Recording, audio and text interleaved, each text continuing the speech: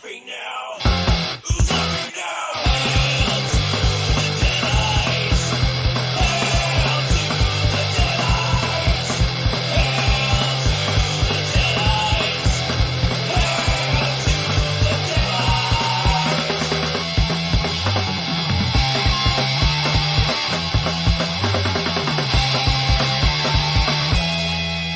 Unda. Estra. Oh! Hello, sorry, I didn't see you there. Reusing a bit. Whoa, what do you mean reusing a bit?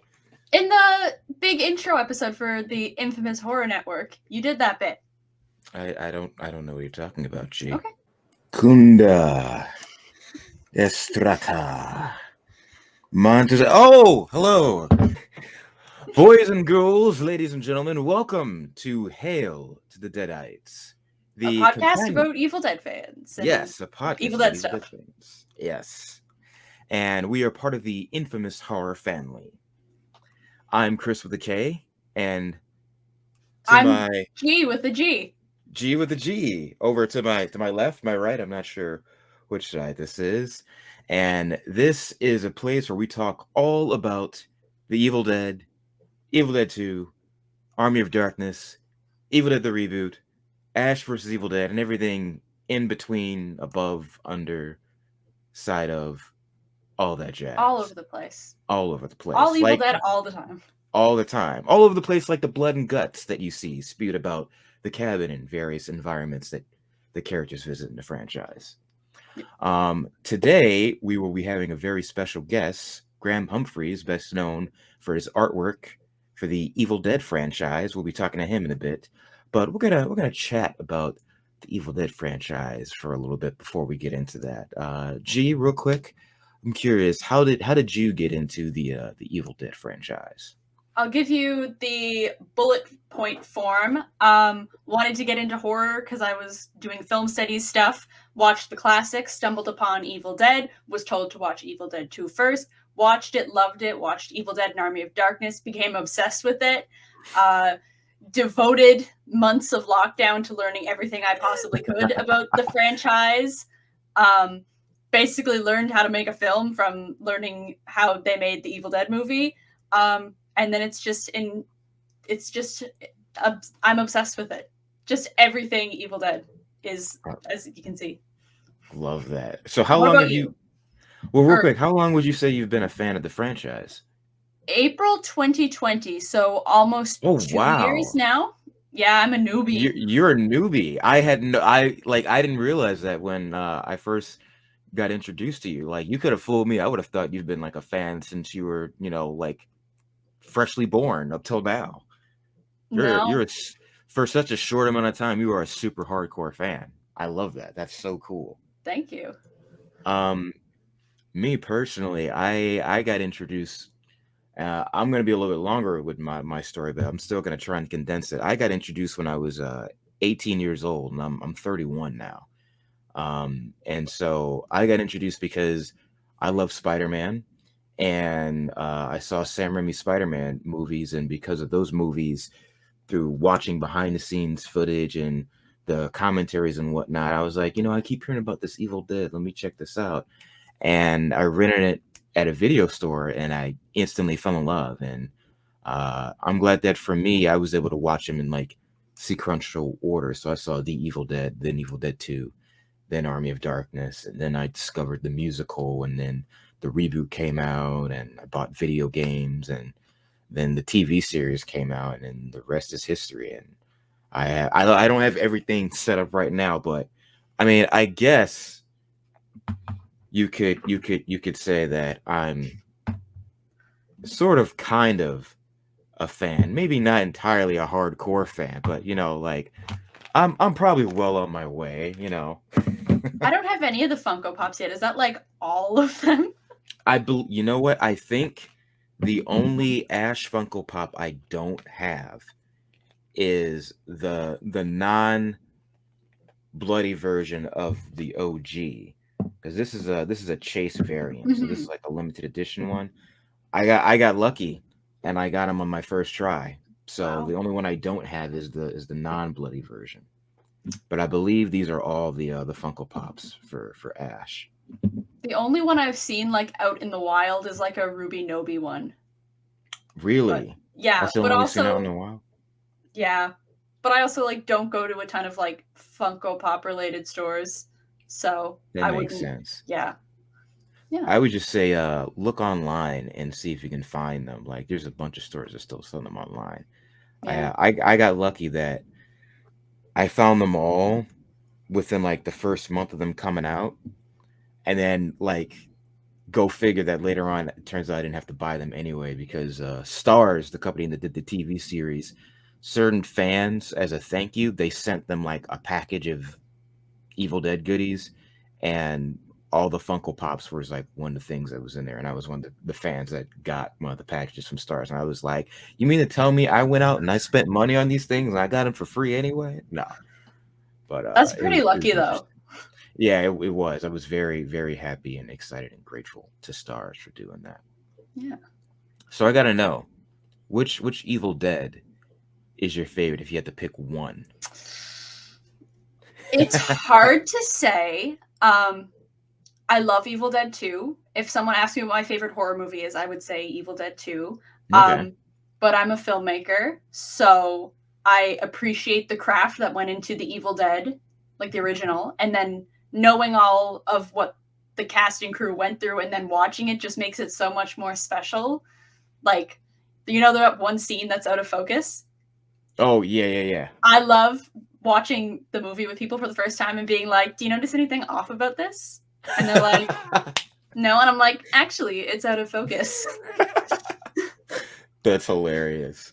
And Yeah. see, like I've seen the movie dozens of times, and like as someone who's interested in the art of filmmaking, like that's something I never really like picked up on because like sometimes I get so like into the movie and whatnot that like I forget to take a step back and be like, yes, I've noticed something very interesting about this scene and this camera angle. For me, Army of Darkness, obviously. I think anyone that knows you knows how much you love and treasure Army of Darkness. Oh, you with got all jokes. of your heart. In the grand scheme of the multiverse, I'm pretty sure there might be one version of me out there who would put Army of Darkness at least in the number 2 spot. I don't know about the number 1 spot. No, but personally, for me, it's it depends on my mood, you know? Like it's like overall, it's like a 3-way tie between actually, okay, of the movies, I would say 3-way tie between 1, 2, and the 2013 film by Fede. Overall, my number 1 favorite thing would be Ash versus Evil Dead. But of the films, it's always hard for me to decide because I love the original film so much. But then on the other hand, Evil Dead 2 gave us the version of Ash that we all know and love today, you know, what's been dubbed as Hero Ash. And then I like the reboot because it's I love the fact that they let another filmmaker take a stab at the original film and doing new and interesting, unique things with it. So, but if I had to pick, I might choose the original. Valid. Good choice. Yeah. I'm trying to think. What related to Evil Dead coming out soon are you looking forward to? Would you say? Well, the new movie, obviously. Oh, I yeah, can't wait Evil to Dead finally Rise. go see an Evil Dead movie in theaters because I just got into it, so I've never been able to see one. And I didn't even get to see it at a drive-in. They played Oh, it at wow. my local drive-in a bunch of times, but it was always like the last showing, so it'd be after midnight, and I didn't have my license that let me drive after midnight, so I never got to see it. Oh. And then the drive-in closed. Oh, that's unfortunate. I'm so Yeah. sorry. Um, Well, hopefully if the original will have a re-release sometime soon for you to enjoy like on the big screen because it is a really cool experience seeing it with an audience on a bigger screen. What are you excited for? I'm definitely excited for Evil Dead Rise. We're gonna have some info about that film one of the next couple times we get together for this. I have some cool new tidbits to share, and then of course the video game, because I'm a gamer and I've been waiting for a new Evil Dead game for like 15 years now, one to play on console, and this one you can play with your friends online. So I'm really excited about that, and I have some information about that I'll be able to share as well next time we get together for this. But for now, we're going to take a short break and play a song called "Hail to the King" by Holy Light of Demon, and then we're going to jump into an interview. So stay tuned, Groovy Deadites.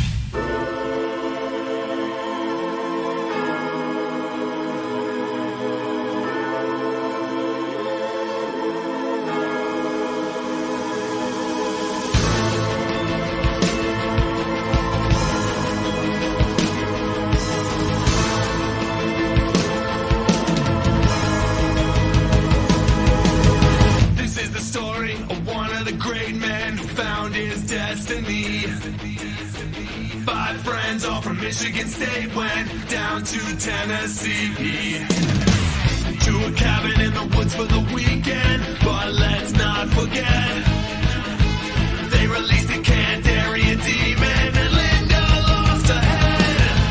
Scotty tried to escape the beast. Cheryl ran away and was raped by trees. Shelley got killed, to say the least, but somehow I survived.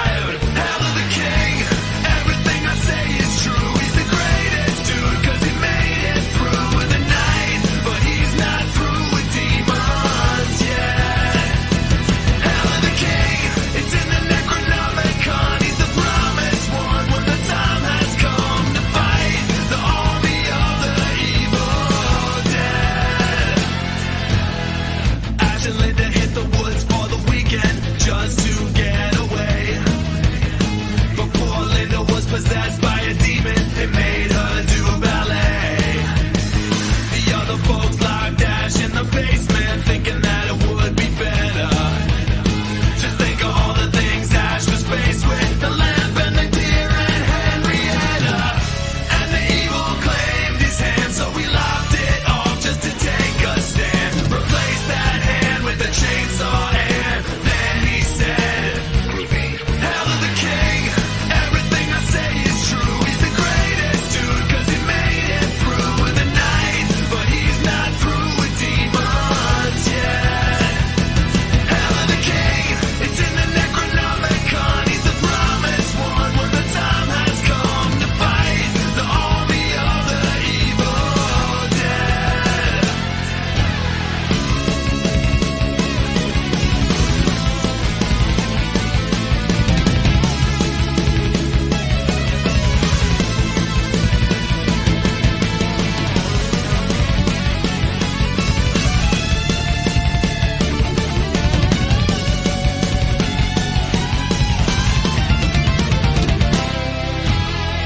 Alright, you primitive screwheads, listen up.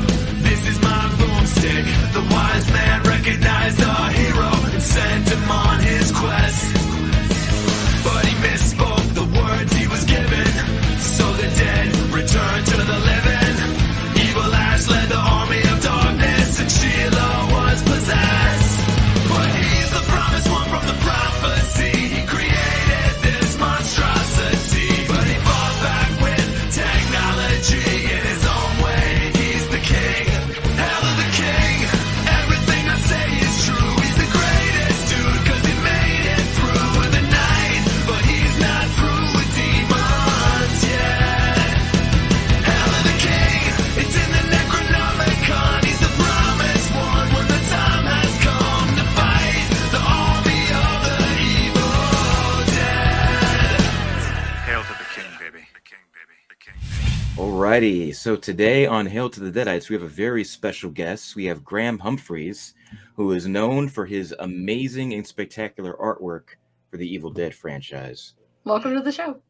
Thank you. Thank you so much for taking the time to chat with us today. I just want to say, without sounding like too much of a kiss ass, clearly I am somewhat familiar with your work and I enjoy it. Like when I think of artwork for Evil Dead, I picture you in your work. And I was just curious, at what age did you like discover art, and like how did you get into art? Well, I guess like many people who find they have some sort of aptitude, probably about the age of 2 or 3, you know, it seems like I pick up a pencil really, and started drawing, and probably found it was my strongest ability through school. I enjoyed other subjects as well, but art was something I particularly liked, and I think probably by the time I'd finished school, at the age of 16, I already knew I was going to be going to art college, and so really took what I would consider to be a traditional training in art, which was all the usual kind of theory stuff, history and such like, and that really is where it started. And you know, throughout those 4 years I was at art college, I was sort of honing my inspirations, if you like, and you know, they were largely horror films and the music I was listening to at the time. So that was 1976 through to 1980, and when I graduated, I moved straight to London, which was really the only option I had in terms of trying to find work, because obviously, you know, there was no internet available, and you know, you had to kind of try and arrange interviews via phone, you know, call boxes, because I was living in some, you know, pretty shoddy, cheap accommodation. I had no money at all, and so literally you'd have to walk down the road to a phone booth and call these people on a little list you had. And we did have a phone at the flat which actually received calls, but you couldn't actually make calls from it though. So you kind of sit there waiting for the phone to ring, but it usually didn't. Oh, wow. That's wild. So you had to like walk like pretty far distance to go and like make. It wasn't. No, it was about 10 minutes walk away, really. And of course, you get to this phone booth, and there might be some other person using it. So you'd be standing out there in the rain, maybe for about 10, 15 minutes, waiting for this other person to finish. And or maybe it's the doctor using the phone booth. You never know. Well, yeah. I was wondering, like, to follow up on that, as you were discovering art and realizing that that's what you wanted to do, like that's what you were focusing on, what mediums were you exploring before you settled on paint? Because, you know, there's all sorts of different ways that you can create art. And I was just curious, when you first started, you know, getting into art, what were you originally doing before you were like, you know what, I don't like this. This is painting is what I want to do. Yeah, I mean, really, as a you know, growing up as a sort of kid, you know, I was kind of just using pencils really all the time, and you know, probably when you're very young, using wax crayons, because that's what all kids use, because they're quite safe apparently, and not too sharp, you know. But probably before I went to college, I was using just, you know, cheap poster paints. You know, that's I didn't really have any knowledge as to what mediums there were and how you'd use them at all, really. And so it wasn't until I went to college that you know, we kind of got a bit of a grounding on what was available and why particular mediums were good for certain things but not for others. So I did experiment with watercolor, and I didn't really use acrylic at all, because I think literally it was just, you know, having no money at all. It was just a slightly more expensive paint, and also because I was actually doing graphic design as a subject, the traditional paint medium for graphic design was always gouache, which is you know, comes in these little tubes, and it's basically it's like a watercolor with a white opaque base. So whereas watercolor is transparent, gouache is opaque, and so really I learned to use that, and you know, I quite quickly found that there are different techniques within that medium you can use. I mean, you can get a basic kind of wash, which does the watercolor type job, and then you can use it, you know, just to block in quite heavy flat colors as well. It's very versatile. It dries fast, and you know, you can reconstitute it on the palette as well. Just add water again, and whereas acrylic, you know, once it's dry, it's just a piece of plastic and you can't use that again. Right. Oil paint, of course, is notoriously long drying, so it's just not practical for illustration work, really. I mean, I know people that do use it still. They're few and far between, but there are some people that still insist on using oils, and most people probably use acrylic now, or they work digitally.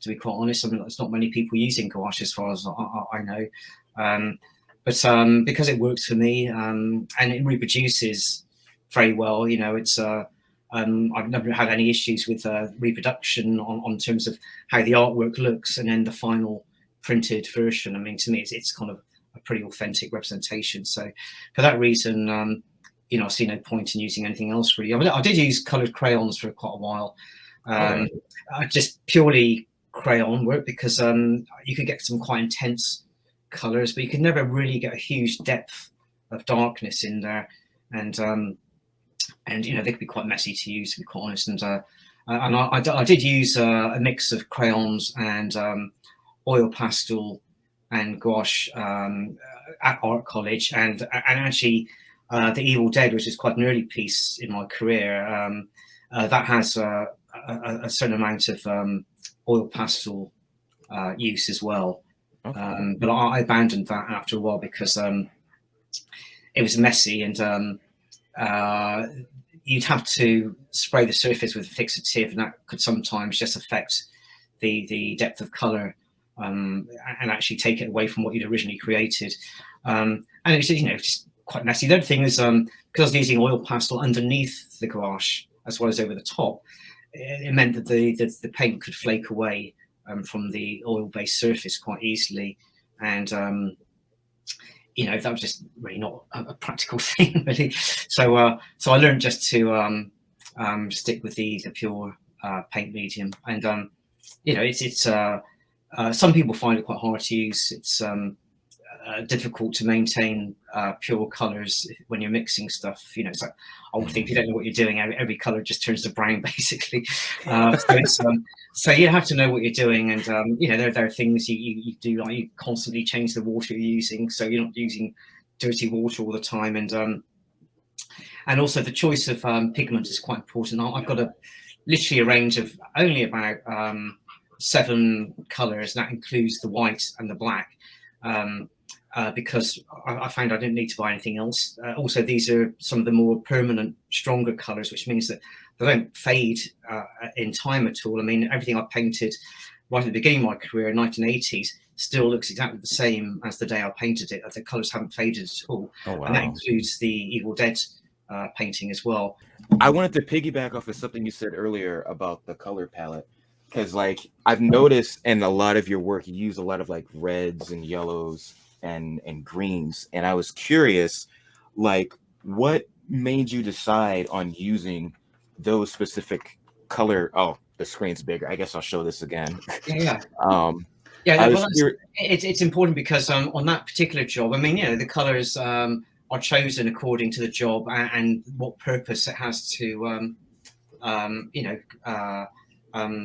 create. I suppose that because with this particular item, I had a front and a back and a gatefold, and what I wanted to do was give it a sort of actually use the actual format to tell the story, if you like. So on that front panel, I've gone with these kind of quite warm, comforting colours. I mean, it's almost like the interior of the cabin with lit by, you know, the fire, and you know, the sort of purple, I guess, is a sort of a way of just cooling that down a bit. But you know, you have ash with the tape, which of course is what begins the whole narrative, the whole horror. So if you go onto the back, then you suddenly get the whole thing with you know, similar color palettes, moving into some of the specifics there of the cabin, the sort of the woods, and of course the zombie in the cellar. And then the idea was that then you open up the gatefold, then you go to full horror, which is all the greens, and then all the sort of all the gore, which is on the further side as well. So the green panel is really harking back to my original artwork, I guess, in a way. But then just have the whole sort of, you know, gore-soaked ash face on the far side. So it's kind of trying to go through the film in a way, just to bring in all those different elements that that I thought that were quite important. I mean, you rarely get the playing cards represented in Evil Dead artwork, and for me, it's quite important, that little moment. And of course, you have the Book of the Dead, the clock, which was quite significant in the way it kind of stops time sometimes, and the levitation, which is the first hint of the real supernatural stuff going on. And then, of course, all the good stuff, of course, chainsaws and mayhem. I love this. This was like one of the big, like, obviously, like, the music itself is great too, but one of the big selling points was like, wait, I was like, Graham did new artwork? I'm like, I need it. New artwork of the original, I need it. I do have a question, Graham. I was wondering, how did you end up getting the job to do the Evil Dead poster? Well, hold on, before you answer, why did you gotta steal my question, man? That was literally my next question. Was it the next question? No. Was it the next question? It was literally going to be my next question, and he just. I think we're all okay. Nobody needs spill blood. Yeah. Anyway, though. Well, it was 1982, and I'd been in London for 2 years, well, about 1.5 years at that point.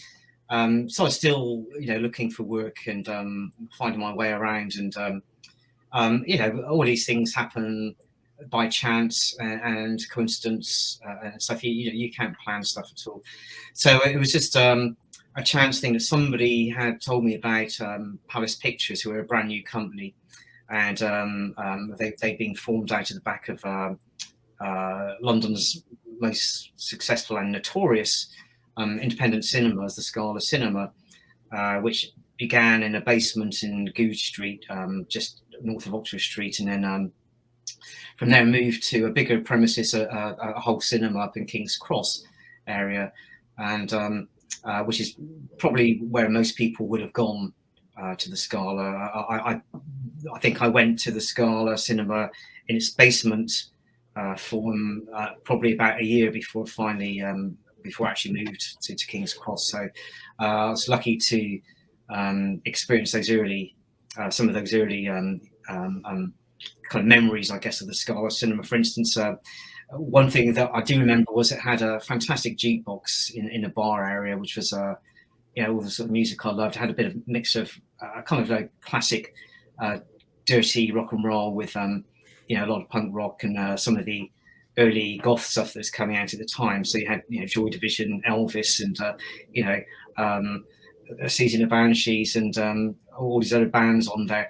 And that kind of really helped define its audience, I guess, in many ways. Though, Spandau Ballet famously had their first ever gig at the Scala Cinema when it was in that basement, and various colourful characters drifted in and out of the place. So it kind of had this cultish kind of underground feel already built in. So when Palace Pictures formed, that was very baked into the ethos of Palace. And they just released their first ever film, French film Diva, and just picked up Evil Dead at Cannes Film Festival, I believe it was, which was going to be their second ever theatrical release. And it just so happened that I had popped in to see them as a prospective client 2 weeks before they picked it up, and they saw my work, and I clearly saw something in there they thought was right for the film, because obviously the poster in the UK was very different to the poster in the US, which was a photographic piece. I think they just felt that the UK audience, they wanted to go a little bit further and do something, I describe it as being a bit more punk rock, if you like. And I think because of the the audience that were going to the Scala Cinema, that was really who they were shaping the campaign for. But knowing that obviously there are people outside of London also who were into the same kind of thing, or types of things, if you like, underground films and dirty punk rock and rock and roll and stuff. And I think that's really why they thought my work would be appropriate. But it's really funny over the years when I've talked about this, because you don't think about it at the time. It's a job you did those years ago, and you don't expect it to have any longevity at all, though. But having been forced to to kind of pick it over and work out, why I did what I did, and why it did or didn't work, and how it could have been different. You kind of you go through it all, and actually I realised that there are certain things which make it. There's an amusing side to this, in as much that I always tell people that I owe my career to Joan Crawford, which of course is nonsense. I don't, but I know that when I was initially in London and didn't have much work to do, I'd never be idle. I'd always be painting, trying to create images which I thought would help sell what I do.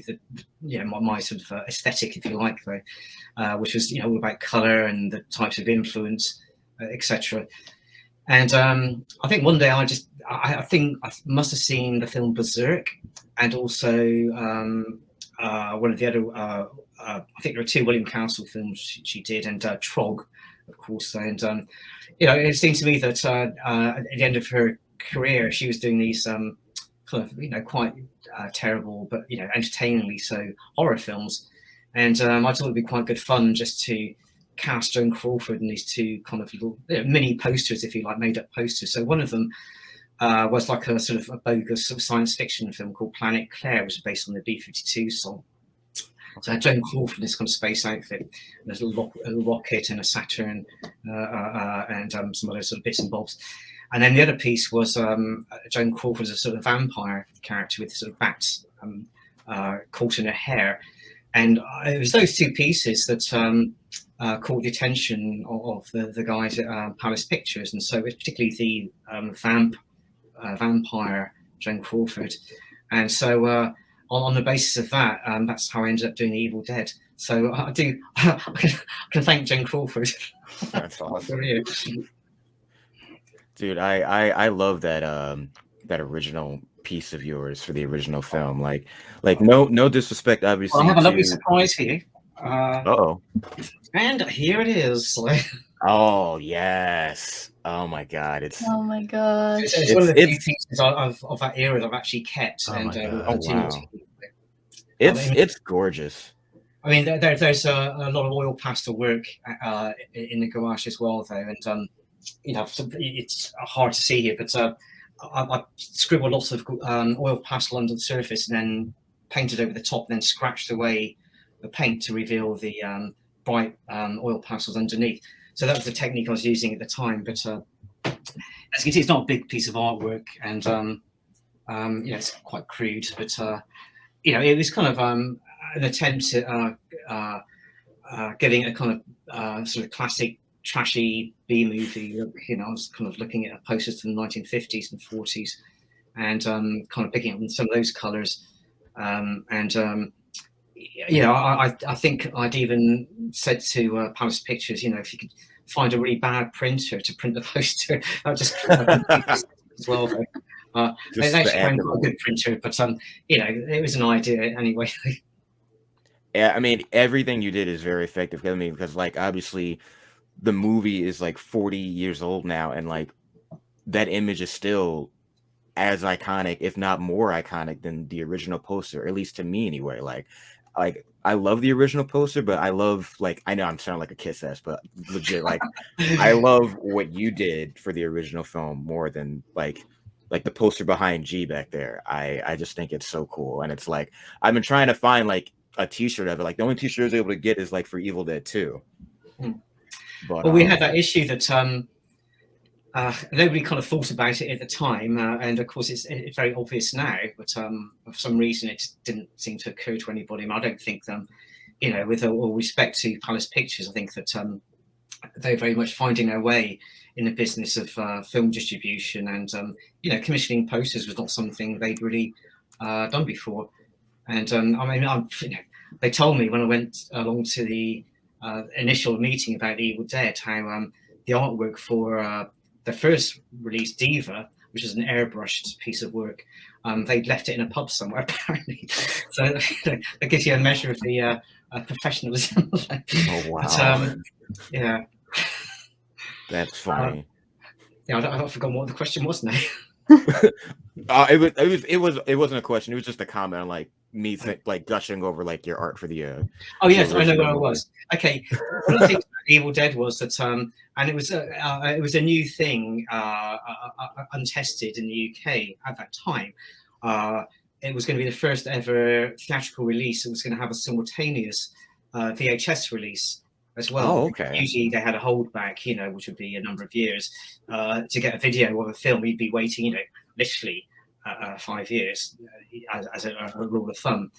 And they just thought, well, they had nothing to lose. The film, sort of a fairly trashy B movie, which will have its audience do its run, and then to avoid people pirating the film, just why not just release it on VHS at the same time, which is what they did.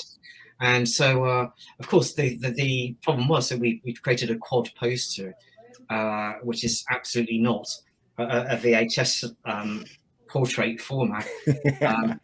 And so we just had to I had about 2 or 3 days, I think, I had to repaint it in a VHS format. And it's a very crude, amateurish piece of work, but bizarrely, the VHS is what a lot of people remember about the Evil Dead, because it was pretty soon put on the UK Video Nasties list, and was banned for quite a while, and for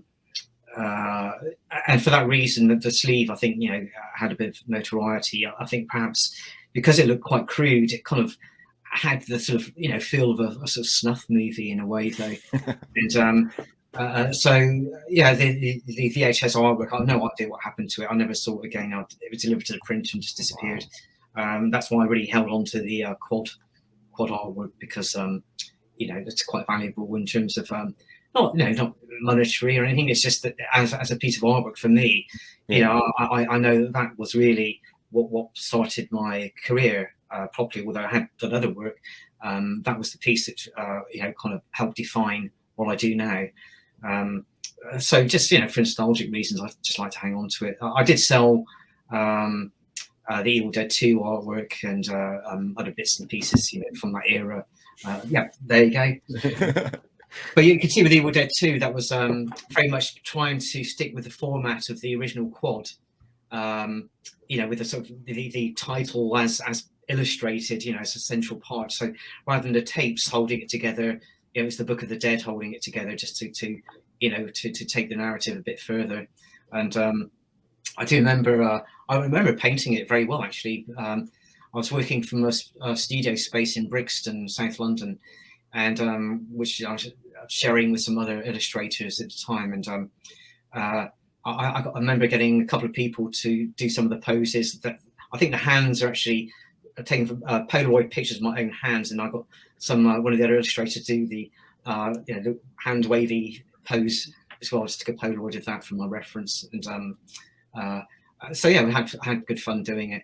And again, we didn't even think about it, and we thought we'd have learned from the first time out, but repaint it for the VHS cover. Oh wow. And it's funny you say that, like, that you had to redesign it to have like the VHS stretched out format, because if I recall, when the very first time Evil Dead ever had a video game, which is on a cassette, I'm pretty sure they used your artwork, didn't they, for the box art? They did, and I can't remember whether we used the VHS cover or whether we used part of the quad artwork. I think I've got a copy of it somewhere, just the actual sleeve. But I do remember one of the things they wanted to do was keep all the lettering very similar to the original poster, which was all kind of hand painted, basically, though. So it was complete pain to have to paint all this text, and it's ages to do. I mean, painting a text probably took longer than the actual painting, I'd imagine. But it was one of those things that it was a bit of a conceit on my part at the time, that wanting it to be this pure B movie product. So I noticed that that a lot of those early posters from 30s and 40s, for instance, all the lettering was mostly hand rendered by typographers who wouldn't be the artist necessarily who created the painting, but they'd have somebody else who would actually paint the lettering onto the poster. And so I kind of wanted to retain that feel of everything being sort of handcrafted, if you like, though, or created by the hands of demons, if you like. Hands of the Deadites. I wanted to ask you, what were some of the more like pieces you've done that you've enjoyed the most, and pieces that you felt were the most difficult to work on? Well, there's a lot of work, and every job is different, and presents its own challenges. I mean, sometimes the simplest jobs can be the most difficult. To me, it seems. What I have found is over the years that clients kind of expect a lot more work for their budget. A lot of latter work has featured a lot of headshots, faces, portraiture. And some of the images I think have become quite busy, which is really, it's kind of hard to say no. If you've given a brief and people expect a certain thing, then you're doing a commercial job, so it's kind of what you have to do.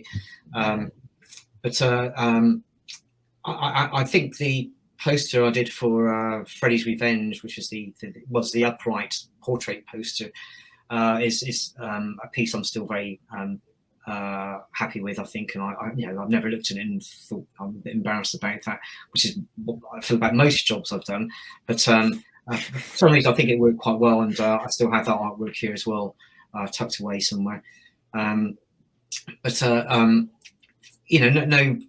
job particularly presents itself as being a standout or a particular horror. I mean, most of the jobs which I'm most embarrassed about probably are absolutely not in the horror genre at all. I mean, as a freelance artist, especially in the early years, you take on any work that you could get as an illustrator, and I did a lot of work which was not at all film based or indeed horror based at all.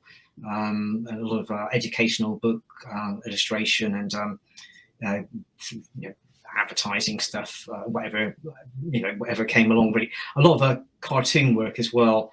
I think a lot of my early work was very much based in humour, and actually, the Evil Dead poster was kind of really a sort of humorous piece in many ways as well, and as was Evil Dead 2, and it was kind of a struggle to pull away from that, because I think people just identified my work as being, I think as one client put it, everybody has their mouth screaming. I thought, well, I do actually, it's true. That's kind of what I did at the time, though. And it wasn't really until I worked on A Nightmare on Elm Street for Palace as well that I could break out of that cartoon kind of a shtick that people seem to think was my only thing. So yeah, I guess the work has developed over the years, and I kind of find myself doing stuff that I'm comfortable doing, if you like, in terms of that I can be a bit more confident about advising a client on the way a direction should go, as opposed to just allowing them to completely guide me, because I think it's my professional job to actually guide them, and which is mostly what I do now. So I hope that without being disrespectful to clients, that I can offer them something which I think will work best for them and for their purposes. So really, that's kind of how things have developed.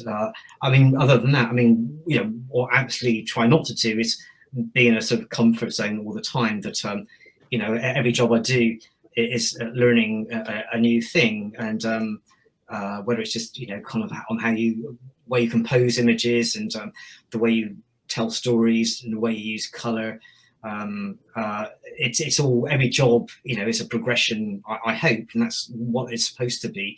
That I've told people, people say, then what do you consider to be your best work? And I always say, well, I haven't done it yet. Perhaps in about 20 years' time, I might have something which I can be really proud of. But at this moment in time, I'm still still learning, you know. And so you know, any job you see is me kind of still at college, I guess. Like, are you? I'm sorry, I didn't know. G, were you about to say something? Oh, yeah. Do you have like a particularly strong like self-critic in your head? Like, do you ever look back on old work and you're like, oh, I wish I had done this differently or anything like that? yeah, and not even old work, it's actually new work as well. No, the thing is, you know, when you do something, when you work on something, had you worked on it a week later, perhaps you might have done it differently. You know, you do stuff in the moment, and it's a lot of stuff is spontaneous. And even though you're answering a brief, you know, the fact is that you know, quite often it's you know, you 2 weeks later you look at it and think, what on earth was I doing then? And you know, you can look back over the years and you think the same thing. And it's interesting when I've actually found myself working on a new reissue of something, which is something I did years previously, how you approach it in a very different way, and the images that you recognize as being the most powerful within that film may not even occur to you at the time, you know, years ago. So you kind of you view things in a different kind of way, and I think, you know, that's a good thing that for me as well, to always constantly review what I'm doing, and also, you know, the materials I draw from, the inspirations as well. Always looking for new inspirations. Just, you know, there's subtle things which don't, you know, you wouldn't be aware of within the work, but I'm aware of them being in there. And you know, it's almost like you're constantly accumulating experience and sort of a visual library in your head of things that you've seen and or heard of, and you know, exhibitions you go to see, and weird places you go to, films that you see, you know, and all these things kind of are part of the work.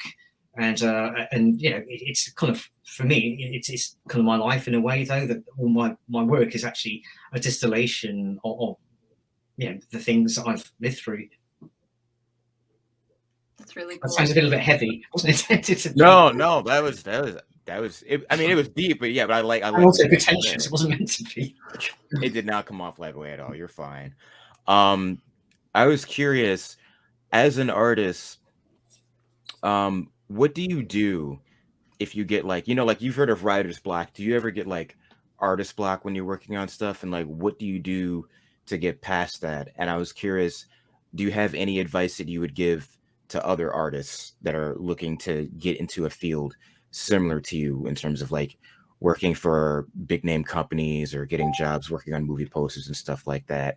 And then the second half of that, and I apologize if I'm talking a lot, but I was also curious, how do you feel about the industry in terms of making movie posters today versus back then, since how everything is mostly Photoshop these days, as opposed to what you do, which is in a fantastic art form, which is being traditional and whatnot, or a mixture of like traditional and using. Okay, well, if we go to the first part, which I think was about, was it about advice to other people in seeking other artists, and like what and also inspirations in sort of writer's block? Yeah, yeah, I get that. I do get that. Of course, I do, and I think any artist or somebody in the creative industries does. But for me, because I'm a commercial artist, you know, I'm you know, you're employed for a reason, which is to sell stuff. It's all about marketing, and you know, if I can actually make it a bit more than just a hard sell, then that's better for me, and actually better, I think, for you know, whoever buys the stuff as well. That they're actually, you know, they're getting a bit more than a hard sell. They're getting, you know, hopefully a piece of artwork which you know, they can enjoy looking at. But yeah, my job is to understand what it is in a film or a book that actually is of interest, and you know, quite often, you know, if you're kind of stuck for inspiration, what you keep going back to the source material and try to find something, sort of an angle on something that's already in there that actually makes it interesting. So you know, it might be that you have to relate it to something outside of that project, and sort of find some outside source which actually helps tie it in so that you can actually imbue it with something that may not be in the source material, but actually doesn't deviate from it, if that kind of makes sense. And there's always something, no matter how terrible a film is, and there are some terrible films out there, of course, there's always something you can find which actually works. And really, if I'm completely stuck, then you can just go for a walk, do anything, just remove yourself from the job completely. And you often find that subconsciously stuff is being worked out, and by the time you sort of come back and you've got a fresh perspective on things, then perhaps that the ideas come. The other thing is I found that I quite often dream layouts that it's something that's happened later in life that quite often if I'm working on something I can't quite get a handle on it, that in those waking moments in the morning something will just come to me, and complete layout with all the colors and everything already. So then my job is to hold on to that little moment, that thought, and then try to recreate it. And I find that generally speaking, it always ends up being the thing that works, because I guess it's all this subconscious accumulated stuff. It's kind of playing around in your mind, and actually, because you're relaxed as well, you're not sort of misfocusing, if you like. Your head is doing it for you. So I guess that plays into the spontaneity as well, though, to an extent. I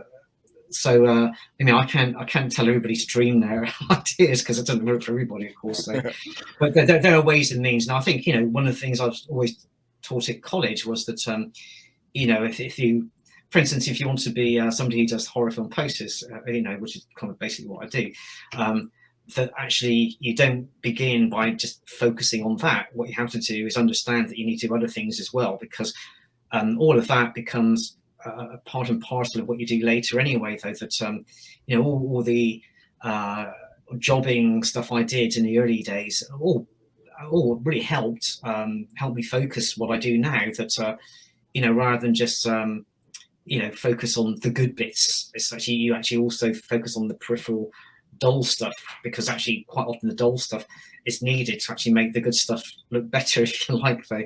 And so to always be interested in as many and as wide a number of subjects as possible, that things you wouldn't be necessarily interested in, that actually you have to keep an open mind about stuff, and that way you're not too kind of bogged down in a sort of into one kind of little pit of stuff, if you like, though, that you keep your ideas open. And my inspiration comes from a lot of non-horror stuff, and as long as your mind's open to all these different influences, then you have less problem, I think, trying to find ideas and inspiration. But the second part was quite interesting as well, because obviously we live in a very different kind of age now to the one that I began in 1980, when there was no desktop computing. Photoshop, nobody had conceived that could ever possibly happen. And it's just and also the film companies themselves, the distributors, the way they worked was very different as well. And in terms of there's a lot more independent companies at the time, and you could, I think work just seemed to be a lot more sort of haphazard at the time, though. You kind of look back now, and it all kind of seems very amateurish in a way, though, and it kind of was in many ways, though. But then, there weren't ways to compare things in the way that are now. That you can just you press a button and you can Google stuff, and you can see what everybody else is doing, and you're kind of working in a vacuum quite a lot of the time, though. In those early days, I felt, and really it's down to me to find my own inspirations, because I couldn't see them anywhere else. There was no way to actually experience what other people were experiencing. So you very much had to work with what you had and what was around you. And of course, the whole working process was very different in terms of the materials you were able to use. With any film project, there would be a VHS usually, which you'd refer to. Normally they were time coded, and of course they'd be very poor quality. And literally, quite often just literally stand in front of or sit in front of a TV and try to freeze frame stuff to take pictures and use that as your reference. And of course, you know what VHS is like when you try to freeze frame stuff. It's terrible, bleeding colors. I mean, just absolutely useless. And I remember, this is what I had to do for the Nightmare on Elm Street poster. Is just to get that perfect shot of Nancy sleeping. I trying to freeze frame that moment. I took about 40 attempts, I think, before I actually got one single picture which actually was usable, though. And just the whole hand thing was, literally I had a mirror in front of me which I was using. I was painting my own hand and then imagining the glove over my own fingers. But that's kind of that's the way it used to work then. And I think I feel that the deadlines were less urgent at the time. The demand for stuff now and quick and cheap, just it kind of wasn't quite the same then, because people understood that stuff took time, and also it involved a certain amount of craft, if you like, though. Whereas certainly I was working in a studio with other poster designers who were not illustrators. They were literally using Photoshop, compositing images, which is all fair and good, and that's the way posters sometimes have to work. But what I noticed was that the obsession with resolution, the crispness of an image, really was kind of not good, because your materials would vary. You'd have a background, you might have a portrait of somebody which might have been beautifully taken and studio shot, in high definition. And then you try to introduce other things which are not going to be of that same quality. And so those images, having this high resolution image and then other stuff which isn't high resolution, well, nobody thinks to actually pull back the high resolution stuff to actually, soften it and actually make it look more natural in a way. A sort of a frozen high definition image just doesn't look natural. It just looks waxwork, and it just looks really uncomfortable, I feel. And one of the advantages of paint and illustration is that you actually remove the whole layer of realism. You actually take it into something which is it's kind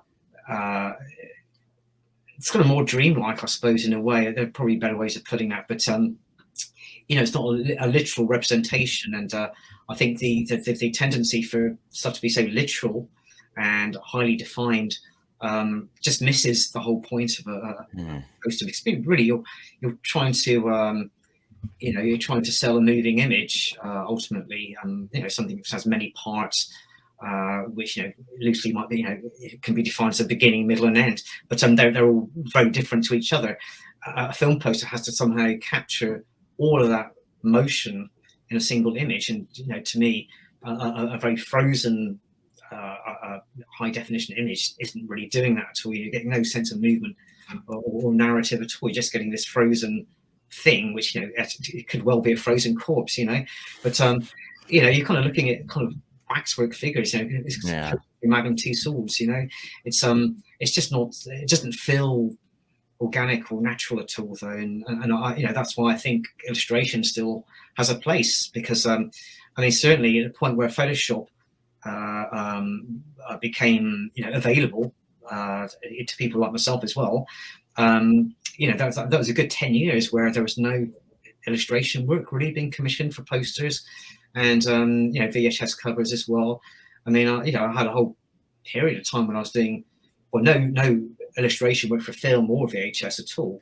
I was doing illustration work for books and other stuff, magazines and things like that, but not for film posters or VHS covers. And of course, we moved into DVD and Blu-ray, but yes, it was just quite odd how then suddenly that all kind of snapped back. That I think people had enough of the, because I think it just all began to look so technical, because it's true. Yeah. Anybody can, with rudimentary skills, you can comp an image together. Of course you can.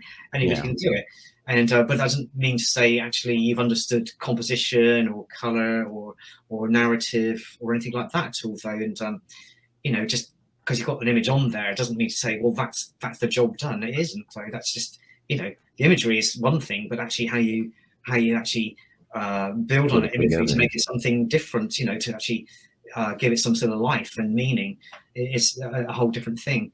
So it's interesting how really I think the whole illustrated solution, if you like, to packaging really came about through, I think, reissues of older films.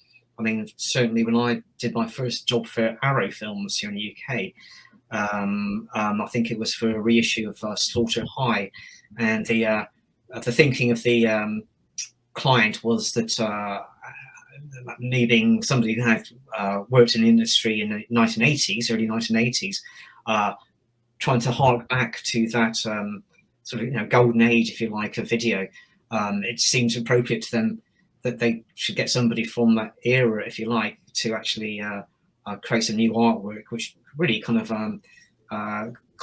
recaptured that kind of age, if you like. I mean, things, the work I was doing in the 80s, I had no idea I was doing 1980s work. I thought I was emulating 1950s stuff, but yeah, that's all about perception, isn't it, really, I suppose. But yeah, I think it's just interesting how suddenly illustrated, newly commissioned artwork became a thing, and still is now. And what's great is that there are many different types of illustration out there as well, though. So there is variety, and it means that there are lots of different types of artists who can create this work and are getting the work as well. So for that reason, it's been great. And the other thing is that people who are commissioning the work now probably grew up as they were like kids in the 1980s, and a lot of them.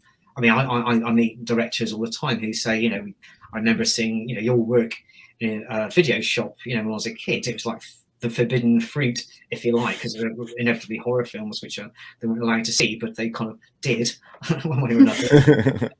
But that's that's what they're trying to rekindle is that sort of childhood glee and the love of the imagery, which is obviously comes through in the films as well. But in terms of the way the marketing works as well, they want to recapture the excitement of this kind of illustrated image, which actually isn't the literal thing, but it's actually something which sells you more. It's all about the imagination, which a photograph can't always deliver. It's it's a frozen moment, as I say, whereas an illustration could give you some sort of imagined emotion and kind of a sort of hyper imaginative kind of world, which inevitably the film may not deliver, but who cares? It's a piece of artwork. G, did you want to follow up with anything real quick? Yeah, I have one last question. And then I have one more after you. Okay. Sorry. If there's a, how do I word this properly? If you could pick any movie, whether it's from like the 20s or like came out yesterday, to design the poster for, what movie would it be? That's too difficult a question because there are too many films out there that I've not even seen. But the thing is, in the work I do, one of the pleasures, I guess, is that especially when you're repackaging older films, is that you're quite often presented with a film you've never seen. It could be something in the 40s, 30s, whatever, and then suddenly you're viewing it for the first time and actually thinking, "Well, this film's great. How come I've never seen it before?" And then you're actually taking all that great imagery and then putting it into an illustration as well. And that's been happening quite a lot recently. Actually, I've been doing some soundtrack LP work, which is currently confidential, but it will be revealed later in the year. And so it's been great just seeing some of these fantastic films which I've not been aware of before. So rather than actually wishing to be doing work from things I know of or I've seen, it's actually far more exciting to find myself working on things that I don't know. And so I'm very lucky in that respect. I'm sort of getting to see a lot of stuff I never saw before. That's really cool. Yeah. My last question for you before we wrap it up, and this is going to be the biggest question you will ever be asked in the whole world throughout your entire career.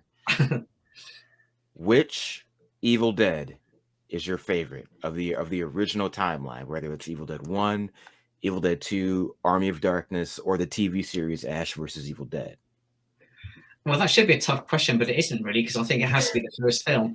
And I say that because the first film, obviously, it's very special to me. But I think it's it encapsulates everything that the Evil Dead series was in a way. It's kind of slapdash. It's with Bruce Campbell brings that sort of comedic element to it, but also it just has this it's kind of dread in it as well, though, because it's a low budget film. As I mentioned the idea of snuff movies before, but it has that kind of feel that actually you weren't too sure what you were going to see, because obviously when you're working to a very small budget, there are things you can get away with you can never be able to get away with a major full production, which was has a studio behind it. Mm-hmm. So in fact the slightly sort of amateur cheapness actually gives it, I think, a sort of a far more gritty, visceral feel. And I loved Evil Dead 2, which essentially is Evil Dead 1 with a lot more tagged on. But you can see, it's a great film as well, though. But the budget has been ramped up, and so you kind of feel that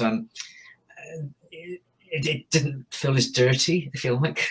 And also, I can see that. It's very ramped up as a Bruce Campbell, vehicle. It's Ash's film, and by the time you get to Army of Darkness, of course, it's extremely Ash's film, and it's all about Bruce Campbell, which is no bad thing. But it's just, I think that wasn't necessarily the focus in the first film. I think the first film was very much about the subject matter and the demonic possessions and the sort of fated love story, which is incidental almost in a way there, but it's about the Book of the Dead and the sort of natural forces which kind of overtake it. So I think for that reason, and its color palettes, I think are quite just remind me of my own work anyway. So I think the first film always. I loved the TV series as well. But they all have their different merits. They work in different ways, and they're all great. But for me personally, that first film is the one that resonates the most, though. I'd probably have to agree if I had to pick one, which is very hard for me to do. Normally, it's like of the original franchise, it's a three-way tie between 1, 2, and the TV series. But if you had to twist my arm into choosing one, I'd probably say the original as well. Wise choice. And how about you, G? What was I'm in the same boat in terms of like sit down and enjoy a movie. Evil Dead 2's more of that for me, but I'm a filmmaker myself, so just the entire like whole, including like production and post-production, all that, like the first would have to be my favorite. Well, also as a filmmaker, you can appreciate all the craft that's gone into that film as well. Though all the, ingenious ways they kind of made that film work, and all the beautiful touches that Sam Raimi brought to it. Though, obviously, as a big film lover himself, it's just trying to create something new and exciting, and he managed to do that. Though, of course, there's great sound design that really helps as well. But that first film has it all, though. Mm-hmm.